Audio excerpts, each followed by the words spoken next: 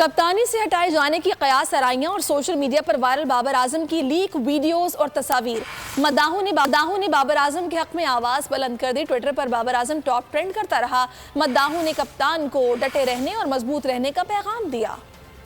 कप्तानी से हटाए जाने की कयास आराइयां और सोशल मीडिया पर गर्दिश करती लीक वीडियोस और तस्वीर। मद्दाहों ने सोशल मीडिया पर मैदान संभाल लिया। बाबर आजम की हिमायत में आवाज बुलंद कर दी। ट्विटर पर बाबर आजम और I stand with Babar Azam trend करता रहा। मद्दाहों ने बाबर आजम डटे रहने और मजबूत रहने का पैगाम दिया। सोशल मीडिया सार्फिन ने बाबर आजम की माजी की मैच विनिंग इनिंग्स की याद भी ताज़ा कर दी।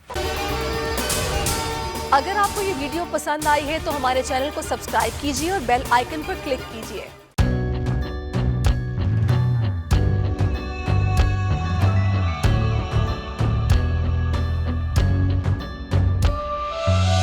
कहीं पर बिजली की टेंशन, कहीं पर पानी की टेंशन, ये दौर सब गुजरे हैं, अब आ गया इलेक्शन।